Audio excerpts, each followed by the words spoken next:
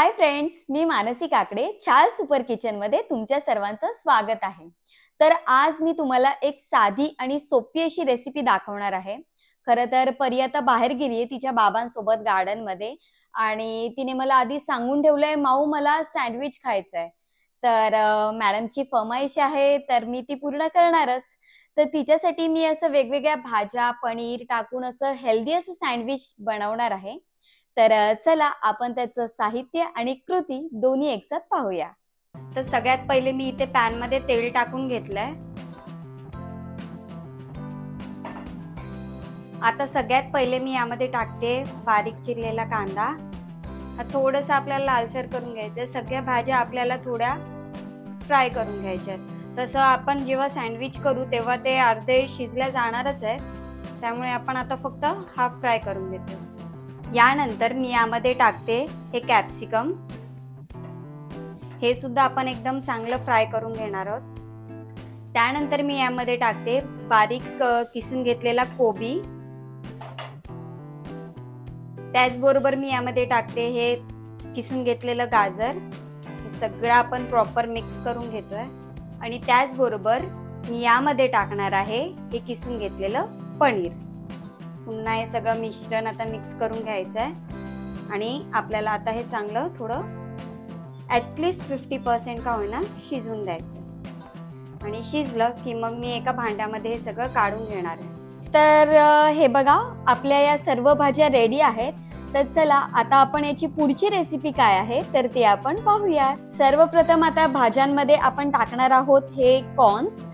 कॉर्न्सने खरंच असं स्वीट अशी टेस्ट येत असते आणि कॉर्न्स कोणाला नाही आवडत। सो हे आम्ही फ्रीजमध्ये फ्रोझन करून ठेवलेलं असतं आणि जेव्हा लागतं तर तेव्हा आम्ही हे बॉईल करून यूज करतो। तर चला आता मी हे कॉर्न्स आहे या व्हेजिटेबल्समध्ये ॲड करते। तर आता यामध्ये मी टाकणार आहे मीठ आणि चाट मसाला आणि आता मी यामध्ये टाकते चिली फ्लेक्स आणि हे ऑरिगॅनो। ह्याच्याने टेस्ट खरंच खूप मस्त येते। सो चला आता मी यामध्ये टाकते आणि आता आपलं हे चिली फ्लेक्स अँड ऑरिगॅनो। तर चला आता मी हे मस्त मिक्स करते।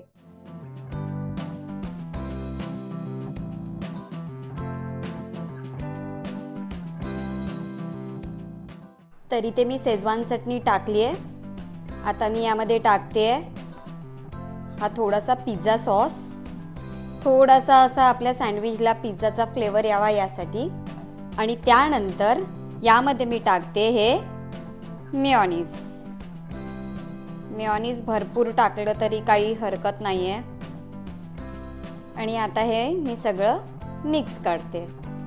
हे सगळं मिश्रण आपल्याला चांगलं मिक्स करून घ्यायचं आहे।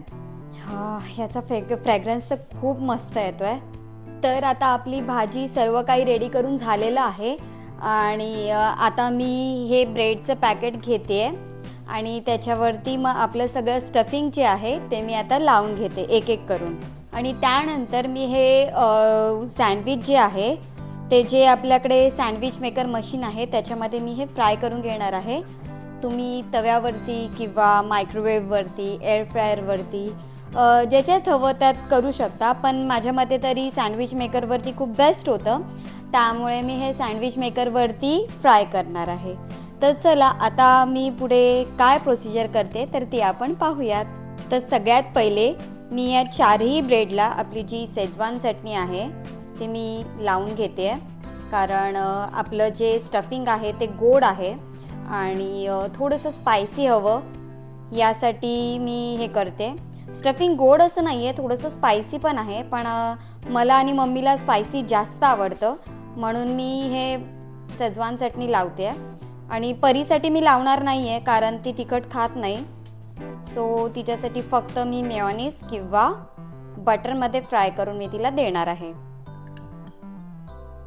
तर हे मी असं चारही ब्रेडला मी लावून घेते। आता मी जी काकडी आहे ती कट करून घेतलेली आहे आणि त्याचे पीसेस मी आता यावरती ठेवते। तुम्ही याच्यामध्ये अजून टमॅटोचे पीसेस ॲड करू शकता, तुम्हाला हवं ते तुम्ही ॲड करू शकता। मी आता टमॅटो नाही ठेवत आहे, फक्त काकडीच ठेवते। नाहीतर तुम्ही कांदासुद्धा गोल कापून ठेवू शकता याच्यावरती। मी थोडी एक्स्ट्राच ठेवते कारण खूप पातळ आहेत ते पीसेस, त्याच्यामुळे मम्मीला खाण्याचा खूप प्रॉब्लेम होतो दातांमुळे, त्याच्यामुळे तिच्यासाठी मी खूप पातळ कट केलेत.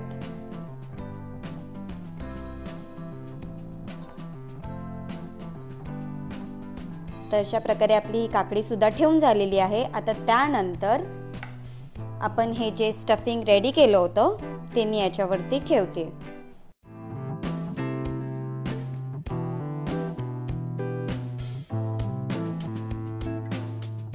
तुम्ही भरपूर स्टफिंग टाकू शकता, तुमच्या हिशोबावर आहे, क्वांटिटी किती बनवताय काय कसं. मी आता हे टाकून घेते सगळीकडे. तर माझं याच्यावरती स्टफिंग ठेवून झालेलं आहे. आता मी पुन्हा यावरती ठेवते काकडी. काकडीशिवाय सँडविचला मजाच नसते, त्याच्यामुळे ते मी काकडी भरपूर ॲड करते. आणि त्यानंतर सगळ्यात मेन म्हणजे सगळ्यांना आवडणारं चीज.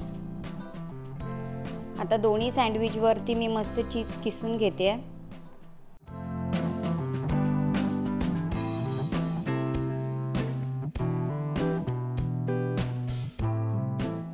आणि आता हे जे दुसरं जे स्लाइस आहे ते मी यावरती ठेवून घेते. आणि आता यावरती मी ॲड करते थोडंसं बटर, थोडंसं मीन्स बऱ्यापैकी. आणि त्यानंतर हे असं बंद करायचं आहे. तर चला आता मी हे सँडविच मेकरमध्ये करायला ठेवलेलं आहे. आणि आता आपण बघूयात हे रेडी झाल्यावरती आपल्याला कसे लागतात ते. आपली परीबाई गार्डनमधून खेळून आलेलीच आहे आणि तिचं थोडंसं खाऊन झालेलं आहे. तर आता मी पुन्हा तिला बनवून देते. तर चला आता आपण रेडी झाल्यावरती फायनल प्लेट पाहूया. परी कसं लागतंय? तोंडाने सांग की, नेहमी काय असं. नाईस, आवडलं तुला?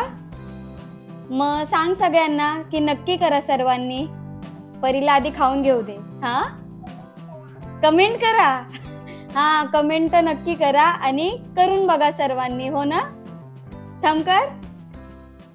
तर अशा प्रकारे आमचं हे इझी ब्रेकफास्ट सँडविच तयार आहे. आणि आमच्या परीचं सुद्धा खाऊन झालेलं आहे, हो ना परी? कसं लागलं? नाईस. आमच्या परीची तर टम्मी आता भरलेली आहे. तर आता मी सुद्धा ट्राय करते, तुम्ही सुद्धा ट्राय करून बघा. आणि तुम्हाला ही रेसिपी कशी वाटली हे आम्हाला नक्की कमेंट करून सांगा. जर व्हिडिओ आवडली असेल तर लाईक करा. आणि असेच नवनवीन रेसिपीज आणि ब्लॉग बघण्यासाठी छाया सुपर किचन. चीज, परीला तर चीज पाहिजे. तर अशाच नवनवीन रेसिपीज बघण्यासाठी छाया सुपर किचन या चॅनलला काय करा? काय करा? सबस्क्राईब करा. चीज दे म्हणून बोलताना असा मोठा आवाज तिचा, आणि सबस्क्राईब करा म्हणून बोलताना छोटूसा आवाज, हो ना? तर चला आपण आता पुन्हा भेटूया नवीन रेसिपी किंवा व्लॉग सह. बाय. ए बाय कर. Bye bye.